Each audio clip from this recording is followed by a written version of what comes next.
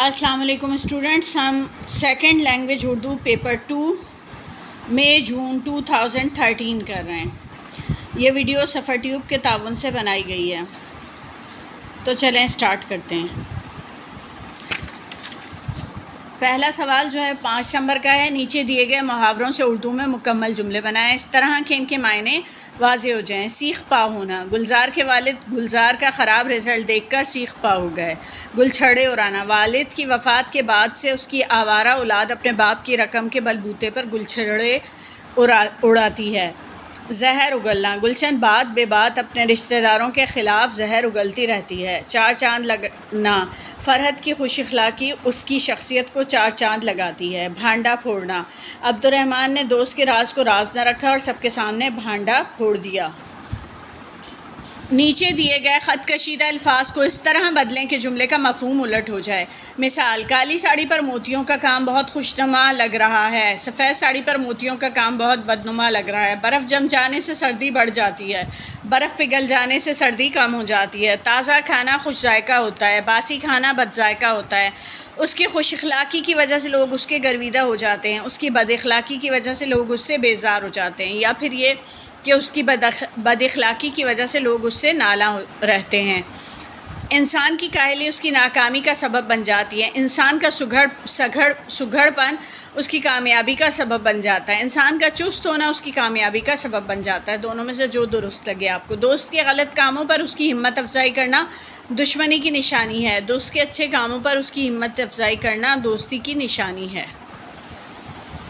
اب سوال ہے 5 نمبر کا، یہ بھی خالی جگہوں کو پر کرنے کے لیے کچھ الفاظ عبارت میں کے نیچے دیے گئے ہیں۔ سوال نمبر 11 سے 15 تک ہر خالی جگہ کو پر کرنے کے لیے ان الفاظ میں سے صحیح الفاظ چن کر نیچے دی گئی لائنوں پر لکھیں۔ صبح سویرے باغ کی سیر صحت کے لیے بے حد مفید سمجھی جاتی ہے۔ ڈیش میں آلودگی کم اور ڈیش کا احساس زیادہ ہوتا ہے۔ سرسبز گھاس اور خوشنما پھول پودے ڈیش کو راحت بخشتے ہیں، لیکن آج کے مصروف ڈیش میں یہ ڈیش کم ہوتا جا رہا ہے۔ یہ الفاظ دیے ہیں: دن، دور، عادت، رجحان، نگاہوں، آنکھیں، موسم، فضا، تازگی، خوشگوار، رونق، طور طریقے، ہوائیں، گہما گہمی۔ نیچے جگہ دی گئی ہے جہاں پر یہ ہم نے جواب لکھنے ہوتے ہیں، اس میں سے جو لفظ مناسب لگیں۔ اب دیکھتے ہیں ہم۔ صبح سویرے باغ کی سیر صحت کے لیے بے حد مفید سمجھی جاتی ہے۔ فضا میں آلودگی کم اور تازگی کا احساس زیادہ ہوتا ہے۔ سرسبز گھاس اور خوشنما پھول پودے نگاہوں کو راحت بخشتے ہیں، لیکن آج کے مصروف دور میں یہ رجحان کم ہوتا جا رہا ہے۔ اب سوال ہے مندرجہ ذیل عبارت کو پڑھنے کے بعد دیے گئے اشاروں کی مدد سے 100 الفاظ کا خلاصہ جہاں تک ممکن ہو اپنے الفاظ میں لکھیں۔ 14ویں سے 16ویں صدی کے درمیان لکڑی سے بنائی گئی ریل کے آثار جرمنی میں پائے جاتے ہیں۔ اسے موٹے رسوں سے جکڑ کر انسان یا جانور کھینچا کرتے تھے۔ اس کی پٹری پتھروں کو تراش کر بنائی گئی تھی۔ برطانیہ میں ریل 16ویں صدی میں وجود میں آئی۔ اس کی ضرورت کوئلے کی کانوں سے شروع ہوئی۔ یہ کوئلے کو کانوں سے کشتیوں تک پہنچانے کے لیے استعمال ہوتی تھی۔ اس طرح کوئلے کی فراہمی دوسرے شہروں میں ممکن ہوئی۔ جوں سائنس نے ترقی کی، اس کی پٹری پتھر سے تبدیل ہو کر لوہے کی بن گئی، اور ساتھ ہی ساتھ اس کی لمبائی میں بھی اضافہ ہو گیا۔ نہ صرف کوئلوں بلکہ لوگوں کو ایک جگہ سے دوسری جگہ لے جانے میں بھی استعمال ہونے لگی۔ پہلی پبلک ریلوے سرے، یہ جگہ کا نام ہے، سرے کے علاقے میں چلی جسے گھوڑے کھینچتے تھے۔ بھاپ سے چلنے والے پہلے انجن نے بالٹیمور میں 21 کلومیٹر کا فاصلہ طے کیا، جو رفتہ رفتہ 219 کلومیٹر ہو گیا۔ اس کے باوجود لوگوں کو لمبے سفر کے لیے کئی ٹرینیں بدلنے کی ضرورت پڑتی تھی۔ چند سالوں بعد بجلی سے چلنے والی ٹرین ایجاد ہوئی جو 6 میل فی گھنٹہ کی رفتار سے چلتی تھی۔ لندن اور نیو یارک میں اسے مزید فروغ ملا اور ٹرام کا استعمال عام ہو گیا۔ اس زمانے میں یہ سفر کا وہ واحد ذریعہ تھا جو عرصہ دراز تک رائج رہا۔ پھر بسیں اور کاریں وجود میں آئیں۔ شہروں کی ترقی کے ساتھ سڑکوں کا جال بچھنے سے ٹرام کی مقبولیت کم ہو گئی اور بسوں اور کاروں کی تعداد میں اضافہ ہونے لگا۔ ایک شہر سے دوسرے شہر سفر کرنے کے لیے ٹرینیں آج بھی مقبول ہیں۔ موجودہ دور میں ٹرین کی رفتار 100 میل فی گھنٹہ سے بھی تجاوز کر رہی ہے۔ لمبا سفر نہ صرف جلد کٹ جاتا ہے بلکہ آرام دہ بھی ہوتا ہے۔ پٹری سے راستہ صاف ملنے کی بنا پر جا بجا ٹریفک کا ہجوم اور لال بتیوں کی رکاوٹیں نہیں ملتی۔ کوچ اور کاروں کے لمبے اور تھکا دینے والے سفر سے بھی نجات ملتی ہے۔ ٹرین کا ایک اور فائدہ یہ بھی ہے کہ بسوں اور کاروں کے مقابلے میں کئی سو افراد سامان سمیت اکٹھے سفر کر سکتے ہیں۔ علاوہ ازیں بسوں اور کاروں کے کم استعمال سے ماحول پیٹرول اور ڈیزل کی آلودگی سے محفوظ رہتا ہے۔ اب ہم اس کا خلاصہ کریں گے۔ خلاصے کے لیے وہ چند الفاظ دیتے ہیں جس کو دیکھ کر ہم اندازہ لگاتے ہیں کہ ہمیں ان کے بارے میں ضرور لکھنا ہے۔ تو چلیں خلاصہ دکھاتی ہوں آپ۔ یہ ہیں وہ الفاظ: آغاز، ابتدائی استعمال، بجلی کی ریل، موجودہ سہولیات، آلودگی۔ ان لفظوں کو دیکھتے ہوئے ہم نے اس کا خلاصہ تیار کرنا ہے۔ لکڑی سے بنائی گئی ریل کا آغاز 14ویں سے 16ویں صدی کے درمیان ہوا ہے۔ اسے رسوں سے جکڑ کر جانوروں یا انسانوں کی مدد سے کھینچا جاتا۔ اس کے آثار جرمنی میں پائے جاتے ہیں۔ ابتدائی استعمال میں کوئلے کی ترسیل کی جاتی۔ پہلی پبلک ریلوے سرے میں چلی جسے گھوڑے کھینچتے تھے۔ اس کے بعد بھاپ اور پھر بجلی سے چلنے والی ٹرینیں وجود میں آئیں۔ موجودہ دور میں ٹرین کی رفتار 100 میل فی گھنٹہ سے بھی زیادہ ہے اور رکاوٹ نہ ہونے کی وجہ سے سفر مختصر اور آرام دہ ہو گیا ہے۔ بسوں اور کاروں کے مقابلے میں زیادہ افراد اپنے سامان سمیت بآسانی سفر کرتے ہیں۔ اس کے علاوہ ماحول پیٹرول اور ڈیزل کی آلودگی سے محفوظ رہتا ہے۔ خلاصہ 10 نمبر کا تھا۔ اب 15 نمبر کے 2 سوالات رہ گئے ہیں جس میں عبارت دی جاتی ہے اور ہم نے اسے پڑھ کے سوالوں کے جواب اسی میں سے تلاش کر کے اپنے الفاظ میں لکھنے ہوتے ہیں۔ درجل عبارت کو پڑھیے، پھر دیے گئے سوالوں کے جواب جہاں تک ممکن ہو اپنے الفاظ میں لکھیں۔ ایک غریب گھرانے میں پیدا ہونے کے باوجود اپنی صلاحیتوں کی بنا پر اکبر کے 9 رتنوں میں شامل ہونے والے ایک رتن ملا دو پیازا کے نام سے مشہور ہیں۔ ان کے والد ایک اسکول میں استاد تھے۔ تنخواہ معمولی تھی اور گزارا مشکل سے ہوتا تھا۔ بچپن سے ذہین اور پڑھائی لکھائی کے شوقین تھے۔ کتابیں خریدنے کی استطاعت نہ تھی، لہٰذا کسی امیر آدمی کے گھر کوئی بھی چھوٹی موٹی ملازمت کر لیتے تاکہ وہاں موجود کتابوں سے فائدہ اٹھا سکیں۔ ان مشکل حالات میں بھی انہوں نے اپنی ذہانت اور لگن سے فارسی، عربی، فلسفہ اور علم جفر میں مہارت حاصل کی اور اکبر کے دربار میں قسمت آزمانے چل پڑے۔ دربار میں رسائی آسان نہ تھی۔ کسی فن میں یکتا ہونے کے ساتھ ایسے اعلیٰ عہدیدار کی سفارش کی ضرورت تھی جسے اکبر کا قرب حاصل ہو۔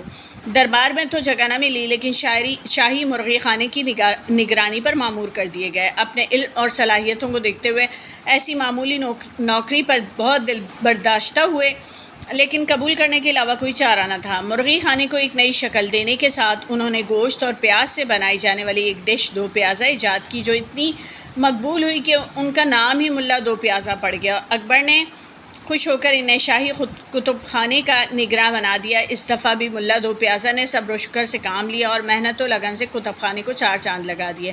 کتب خانے کے معائنے پر اکبر کو یہ دیکھ کر حیرت اور خوشی ہوئی کہ شاہی خزانے سے بغیر کسی پیسے کا مطالبہ کیے تمام کتابیں ریشم، اطلس و کمخواب سے ڈھکی ہوئی بڑی ترتیب اور کرینے سے سجی ہوئی تھیں۔ اکبر کے استفسار پر ملا نے بتایا کہ ریشم و خواب کم خواب ان تھیلیوں سے لیا گیا تھا جن میں رعایا اپنی درخواستیں اکبر کے حضور پیش کرتی تھیں اور جنہیں بیکار سمجھ کر ایک طرف ڈال دیا جاتا تھا۔ اکبر ان کی صلاحیتوں سے بہت متاثر ہوا اور انہیں اپنے 9 رتنوں میں شامل کر لیا۔ اپنے صبر و استقلال، محنت و لگن کے بلبوتے پر ملا نے وہ مقام حاصل کر ہی لیا جس کی تلاش میں وہ آگرہ پہنچے تھے۔ اب اس عبارت میں سے ہم سوال کے جواب تلاش کر کے لکھیں گے۔ ملا دو پیازا کی اکبر کے دربار میں کیا حیثیت تھی؟ ملا دو پیازا اکبر کے دربار کے 9 رتنوں میں شامل تھے۔ تعلیم حاصل کرنے کا شوق ملا نے کس طرح پورا کیا اور کن علوم میں ماہر سمجھے جاتے تھے؟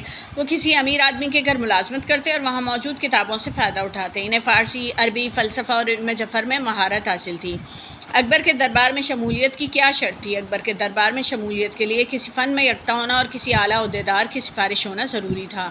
ملا دو پیازا کی دربار میں پہلی نوکری کیا تھی؟ ان کا اس پر رد عمل اور اس رد عمل کی وجہ بیان کیجیے۔ ملا دو پیازا کی پہلی نوکری مرغی خانے کی نگرانی تھی۔ اپنے علم و صلاحیت کے برخلاف ان کی نوکری معمولی تھی، اس لیے وہ دل برداشتہ ہو گئے تھے۔ وہ ملا دو پیازا کے نام سے کیوں جانے جاتے تھے؟ انہوں نے گوشت اور پیاز سے بنی ہوئی ڈش دو پیازا ایجاد کی تھی، اس لیے ان کو دو پیازا کے نام سے جانا جاتا ہے۔ کتب خانے کے معائنے پر اکبر کو کن باتوں نے متاثر کیا؟ 3 کا ذکر کریں۔ کتب خانے کے معائنے پر اکبر نے دیکھا کہ بغیر کسی پیسے کے مطالبے کے، یعنی پیسے کا مطالبہ کیے بغیر کام کیا گیا۔ نمبر 2، کتابیں ترتیب سے سجائی گئیں۔ نمبر 3، کتابوں کو ریشم، اطلس و کم خواب سے ڈھکا ہوا ہے۔ آخری پیراگراف میں ملا کی کن صلاحیتوں کا ذکر ہے؟ صبر و استقلال، محنت و لگن کا ذکر کیا گیا ہے۔ پڑھتے ہیں، اب اس عبارت کو پڑھتے ہیں اور اس عبارت کے سوال کے جواب دینے۔ جسامت کے لحاظ سے سب سے بڑا جانور ہونے کی وجہ سے ہاتھی کو رہنے کے لیے زیادہ جگہ درکار ہوتی۔ جیسے جیسے انسانی آبادی میں اضافہ ہو رہا ہے، زراعت کے لیے جنگلات کی کٹائی اور ترقیاتی کاموں کے لیے عمارتوں کی تعمیر کے باعث ہاتھیوں کے لیے جگہ کم پڑ رہی ہے، اسی لیے وہ آسانی سے گولیوں کا نشانہ بن جاتے ہیں یا پھر انہیں زہر دے کر مار دیا جاتا ہے۔ ہاتھی کے دانت تقریباً 3 میٹر لمبے ہوتے ہیں، انہیں زیور اور فرنیچر بنانے میں استعمال کیا جاتا ہے۔ اس کے علاوہ افریقی قبیلے انہیں کھانے میں بھی استعمال کرتے ہیں۔ شکار کیے جانے کی وجہ سے ہاتھیوں کی تعداد 6 لاکھ سے گر کر صرف 1 لاکھ رہ گئی۔ جانوروں کو سدھانے کے لیے ظالمانہ طریقے استعمال کیے جاتے ہیں، نہ صرف انہیں مارا پیٹا جاتا ہے بلکہ زنجیروں میں جکڑ کر مختصر سی جگہوں پر قید کیا جاتا ہے اور اکثر کھانے پینے سے محروم رکھا جاتا ہے۔ سائنسدانوں کا ماننا ہے کہ ہاتھی کے جذبات و احساسات انسانوں سے کافی ملتے جلتے ہیں۔ ہاتھیوں کے گروپ میں سے شکار ہونے والے ہاتھی کی کمی شدت سے محسوس کی جاتی ہے اور ان کی موت پر غم و غصے کا اظہار کیا جاتا ہے۔ ہاتھی زیادہ تر افریقہ اور ایشیا میں پائے جاتے ہیں۔ ایشیائی ہاتھی چین اور انڈیا تک پائے جاتے ہیں۔ سب سے زیادہ تعداد انڈیا میں پائی جاتی ہے۔ یہاں ہاتھی سواری اور جنگلات سے لکڑیاں لانے لے جانے کے کاموں کے لیے سدھائے جاتے ہیں۔ ہاتھیوں کی 2 قسمیں ہیں، سوانا اور فارسٹ۔ سوانا ہاتھی زیادہ تعداد میں پائے جاتے ہیں، ان کی خاصیت ایسی جھاڑیوں کو تباہ کرنا ہے جو گھاس اگنے سے روکتی ہیں۔ فارسٹ ہاتھی قدرت کے نظام کو آگے چلانے میں مدد دیتے ہیں۔ کچھ بیجوں کے سخت چھلکے توڑنا صرف انہی کے بس کی بات ہے۔ یہ ان کے بیج اس طرح بکھیرتے ہیں کہ ارد گرد ان سے مزید درخت اگ سکتے ہیں۔ پہلا سوال ہے، ہاتھی کیوں مارے جا رہے ہیں؟ 3 وجوہات لکھیے۔ ترقیاتی کاموں کی وجہ سے ہاتھیوں کے لیے جگہ کم ہو رہی، اس لیے انہیں گولی مار دی جاتی ہے یا زہر دے دیا جاتا ہے۔ نمبر 2، ہاتھی دانت کے حصول کے لیے انہیں مارا جاتا ہے۔ نمبر 3، افریقی قبیلے انہیں اپنے کھانے میں استعمال کرتے ہیں۔ ہاتھیوں کے پکڑے جانے کے خلاف مہم چلانے کی ضرورت کیوں محسوس ہوئی؟ تفصیل سے لکھیے۔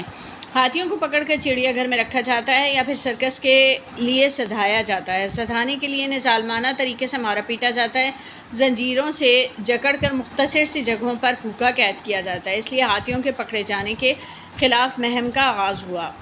عبارت کے مطابق ہاتھی انسانوں سے کس طرح مشابہ ہیں؟ ہاتھیوں کے گروپ میں سے شکار ہونے والے ہاتھی کی کمی محسوس کی جاتی ہے اور ان کی موت پر غم و غصے کا اظہار کیا جاتا ہے۔ انڈیا میں ہاتھیوں کو کن کاموں کے لیے استعمال کیا جاتا ہے؟